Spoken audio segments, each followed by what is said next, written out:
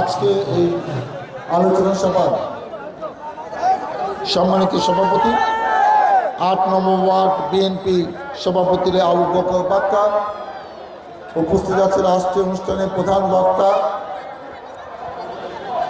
ঢাকা জেলা BNP senior সহসভাপতি শাহ মাইনুল হোসেন বিল্টু, বিশেষ বক্তা আশুলিয়া থানা বিএনপি বিপ্লবী সাধারণ সম্পাদক আল্লাহ আব্দুল গফুর সহ বিএনপি অঙ্গ সংগঠনের বিভিন্ন পর্যায়ের নেতৃবৃন্দ, উপস্থিত এলাকাবাসী, শহীদ জিয়া সৈনিক ভাই ও বোনেরা, আসসালামু আলাইকুম।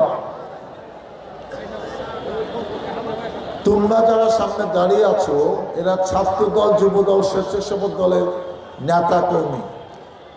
আমি যাদের উদ্দেশ্যে বক্তব্য যাচ্ছি, যারা এই এলাকার ভোটার, যারা বসে আছেন কিন্তু আমাকে দেখতে পাচ্ছেন না ঠিক মতো, তোমাদের নৈতিক দায়িত্ব, যেহেতু তোমরা সংগঠন করো, দলকে ভালোবাসো, এইখানে দাঁড়িয়ে এই পিছনে যারা বসে আছে তাদেরকে প্রতিবন্ধকতা তৈরি করা তোমাদের দায়িত্ব না। আমি যারা বলছি আরও সরে যাও, এখান থেকে সরে যাও। আর ব্যক্তিগত ক্যামেরা দিয়ে এত ছবি এখানে দাঁড়িয়ে তোলা যাবে না, সিটে বসে তুলতে হবে। যারা মিডিয়ার লোক ঠিক আছে, কিন্তু এর বাইরেও দিয়ে একটা ব্যক্তিগত ক্যামেরা আছে, সেগুলো আমি বলছি যে তোমরা এই ব্যক্তিগত ক্যামেরা বন্ধ করো। এই জায়গাটা আরও কমতে হবে, আমি অনুভব করছি। আর একটু কমাও, আর একটু পিছনে যাও, আর একটু পিছনে যাও। এইখানে এই এতগুলো চেয়ার থাকলে কেমন হবে, এখানে একটু কমাও। 2026 সালে এই সামনে যে দাঁড়িয়ে আছে বসো, মহিলা দলের নেতৃত্ব। আগামী নির্বাচন আমাদের জন্য খুবই গুরুত্বপূর্ণ। কেন গুরুত্বপূর্ণ? কারণ 16-17 বছর সত্যিকার অর্থে বাংলাদেশে কোনো সুষ্ঠু, স্বচ্ছ, জবাবদিহিমূলক, অংশগ্রহণমূলক স্বাধীন নির্বাচন হয় নাই। 18 কোটি মানুষ, যেখানে আমাদের এই মুহূর্তে ভোটার হলো প্রায় 12 কোটি, যারা ভোটের মাধ্যমে বিভিন্ন এলাকায় একজনকে জনপ্রতিনিধি নির্বাচিত করবে এবং দেশ পরিচালনার জন্য একটি দলকে দায়িত্ব দিবে। কারণ 300 আসনের মধ্যে সিম্পল মেজরিটি 151টি হলে একটি দল ক্ষমতায় আসবে। এবং আপনারা এও জানেন, এই মঞ্চে যারা বসে আছে এমন কাউকে খুঁজে পাওয়া যাবে না যার নামে একটি মামলাও নাই। একাধিক 5টা, 10টা, 20টা, এটা কমন। আমার হয়তো একটু বেশি, মাত্র 53টি মামলা, কিন্তু এখানে 10টা, 15টা, 20টা মামলা কিন্তু প্রায় সবারই আছে। এখানে এমন কাউকে খুঁজে পাওয়া যাবে না যাকে কমপক্ষে 1বার 2বার জেলে যেতে হয় নাই। আমাকে মাত্র 3বার যেতে হয়েছে, অনেকে আছে 4-5 বার জেলে যেতে হয়েছে। অতএব আমরা যে 16-17 বছর পালিয়ে বাসায় থাকতে পারলাম না, মা বাবাকে আমরা ঠিকমতো চিকিৎসা দিতে পারলাম না, খোঁজখবর নিতে পারলাম না, আরও অনেক কিছু সামাজিক অনুষ্ঠানে যেতে পারলাম না, কোথাও কোনো দাওয়াত দিলে সেগুলো আমরা যাইতে পারি না। আমরা আসলে কোন দেশে বাস করেছি আমরা জানি না। 71 সালে তাহলে কোন দেশ স্বাধীন হইল? 30 লক্ষ শহীদ হলো, 2 লক্ষ মা বোনের নির্যাতিত হইল। তাহলে এই স্বাধীনতার জন্য এর নাম গণতন্ত্র? আমরা জানি না। এটা কি এটা স্বাধীন বাংলাদেশ না কোনো দেশে এটি অঙ্গরাজ্য? সেটাও আমি জানি না। আপনি দেখেন, এই সরকার জিয়া পরিবারের উপর যে অত্যাচারটা করেছে, পৃথিবীর ইতিহাসে কোনো রাজনৈতিক পরিবারের উপর এরকম অত্যাচার করে নাই।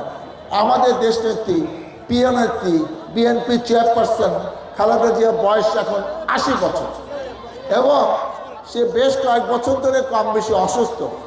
তাকে কিছুদিন পর চেক আপের জন্য হাসপাতালে যেতে হয়। তাকে একটি মিথ্যা মামলায় প্রথমে 5 বছর, পরে 10 বছর তাকে জেল দেওয়া হয়। এবং যে জেলখানায়, কেন্দ্রীয় কারাগারে আমি সহ অনেকে থাকার অভিজ্ঞতা আছে, তাকে শুধু একাকী 2 বছর সেই জেলে কিন্তু থাকতে হয়েছে। চিকিৎসার জন্য বাইরে যাওয়ার জন্য ডাক্তার সুপারিশ করেছে, কিন্তু তাকে যাইতে দেওয়া হয় নাই। সে এর মধ্যে 5ই আগস্টের পরে একবার দেশের বাইরে গেছে। সে 6 বার মৃত্যুর দুয়ার থেকে ফিরে এসছে এবং সেই নেত্রীকে এখন যদি বলা হয় মাঝে মাঝে ইউনাইটেড হাসপাতালে তাকে চেক আপের জন্য যাইতে হয়, কিংবা কঠিন কোনো অসুখ হলে তাকে সাথে সাথে ভর্তি করা হয়, তার সন্তান, তার বড় ছেলে, দলের ভারপ্রাপ্ত চেয়ারম্যান, আগামী দিনে রাষ্ট্রনায়ক, সে জনে বলে যে আম্মা তোমার খুব সমস্যা হলে তুমি দেশের বাইরে আসতে পারো। নেত্রী উত্তর দিয়েছে, আমি আর বাংলাদেশ থেকে কোথাও যাব না, এই দেশ আমার শেষ ঠিকানা।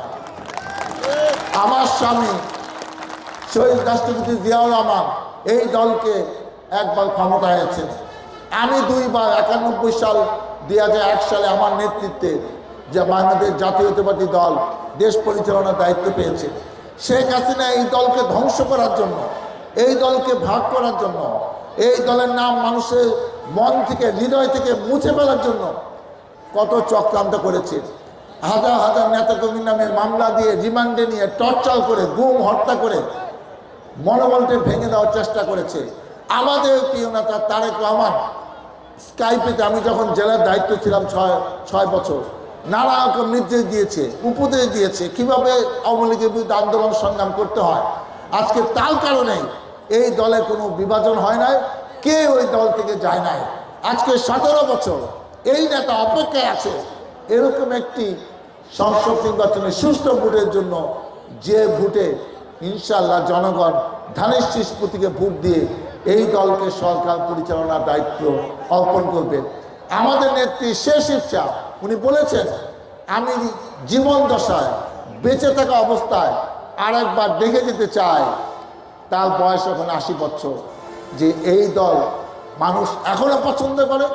ধানের শীষ প্রতীকই সবচেয়ে জনপ্রিয় প্রতীক নির্বাচনের জন্য, এবং ধানের শীষ প্রতীক নিয়েই আমার প্রার্থীরা বিজয়ী হয়ে দেশ পরিচালনার দায়িত্ব পাবে, এটা খালেদা জিয়ার শেষ ইচ্ছা।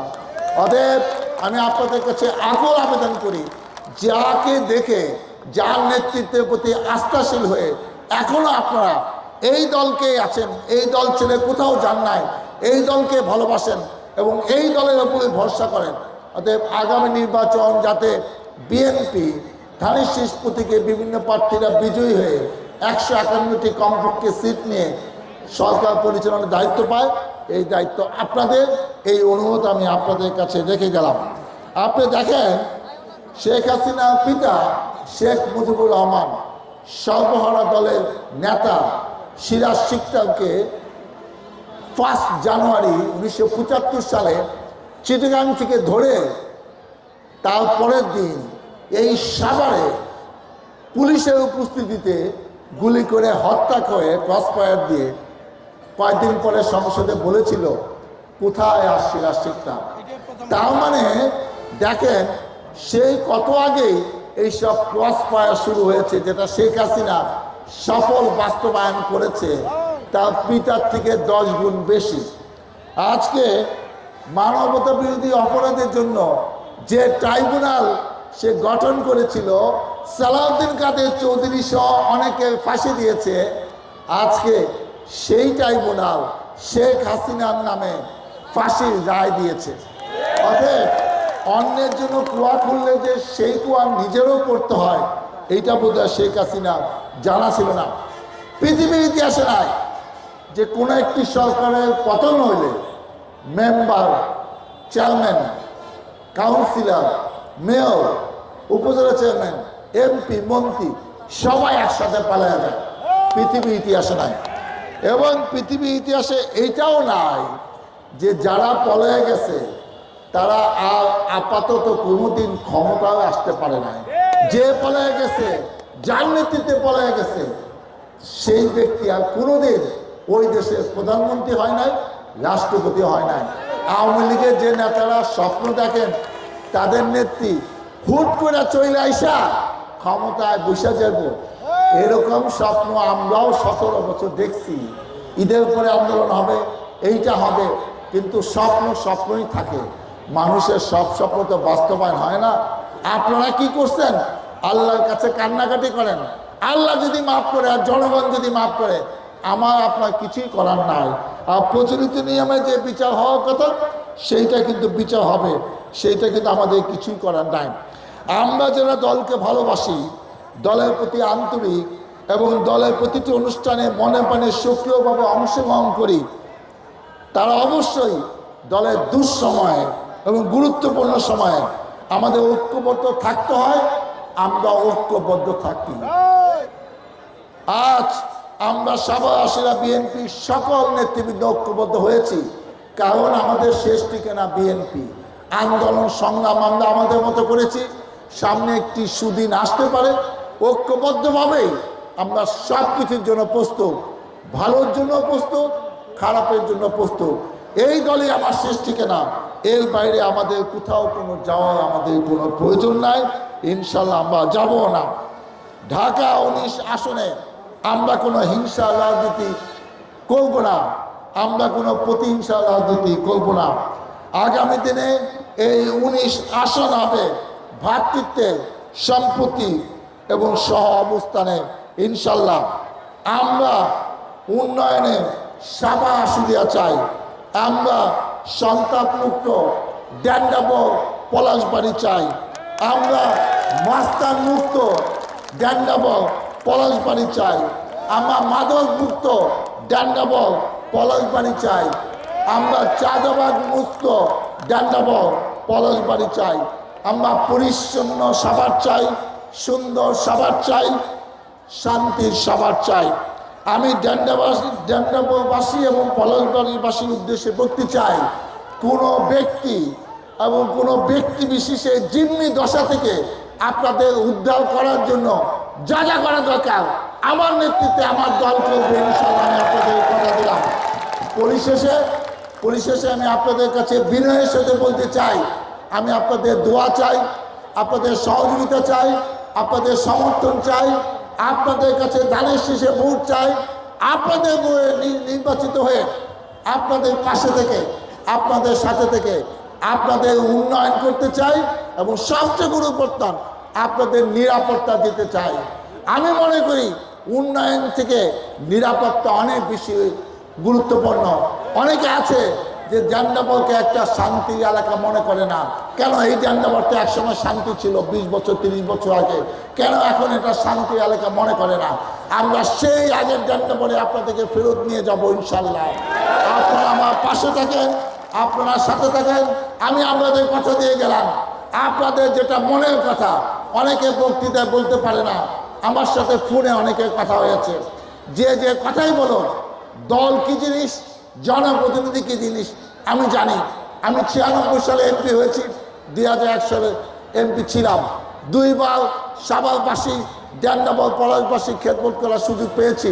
আবার যদি আমি আপনাদের ভোটে নির্বাচিত হতে পারি, আপনাদের যা যা সমস্যা আছে, রাস্তার থেকে বড় সমস্যা ড্রেনের সমস্যা, এগুলো আমাদের মাথায় আছে। এবং ড্যান্ডাবো একটা শান্তির এলাকা, পলাশবাড়ি একটি শান্তির এলাকা হবে, যেটা আপনারা কোন সন্ত্রাস মুক্ত, মাদক মুক্ত, চাঁদাবাজ মুক্ত। আমি আপনাদের কথা দিলাম, আপনারা অপেক্ষা করেন, অপেক্ষা করেন, অপেক্ষা করেন। নির্বাচনের পরে দেখবেন আমরা কি করতে পারি এবং জনগণকে পাশে নিয়ে আমাদের পক্ষে কি কি করা সম্ভব। আমি আপনাদের দোয়া চাই, সহযোগিতা চাই, আপনাদের পাশে থাকতে চাই। মহান আল্লাহ তাআলা আমাকে যেন সেই সুযোগ করে দেয়। আল্লাহ হাফেজ। বাংলাদেশ জিন্দাবাদ।